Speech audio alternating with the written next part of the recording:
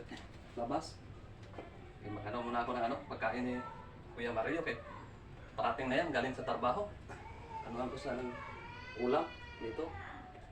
Pero ano na to, wala tong laman. Yung tahong ito, mga fans, mga idol. Para pag sabihin ko sa kanya na kumain na, i-prank ko lang.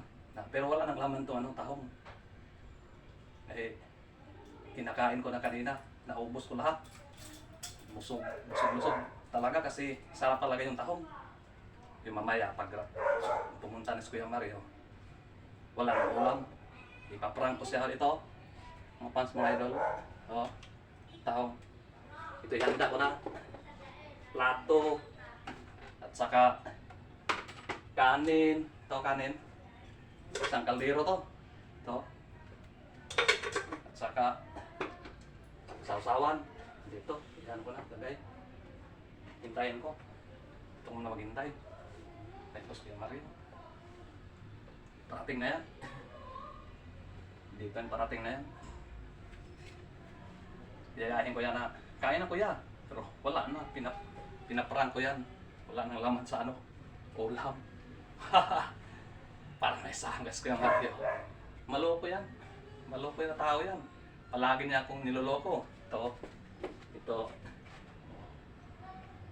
Dalihan ko baka nandyan na yan. Hintayin ko. Tayo muna ako, hindi muna ako umupo. Palagi na ako nakaupo. Yan na po yung gawa nito. May aso, kulit yan aso. Yan. Konti lang. Parating na yung Kuya Mario. Ano po? Uy!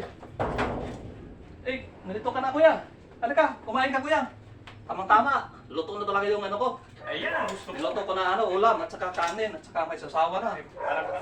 Kumain na kami ni Dixie. Kumain po dito kuya. Ito. Umupo ka? Huwag na, dala na ako. At sige. Yan ang gusto ko, nakahanda na para kakain na tayo. Kasi alam ko na gutom ka na kuya. Siyempre, galing sa trabaho, gutom talaga. Sarap Ikaw yan. yung sirbo ka na. Sarap yan ulam kuya. Kasi bagong luto yan. Masarap siguro Kain ka na. ulam kasi may sausawa na. Oo. Hindi ako nang sasawa niyan. Kain na ako. Nandito pa si Dexter. Wala, ang basandok. Sandok? Kuha mo na ako pa sandok? Saan mo kuya? Pag ano basandok, huwag. Mapanis yung kanin.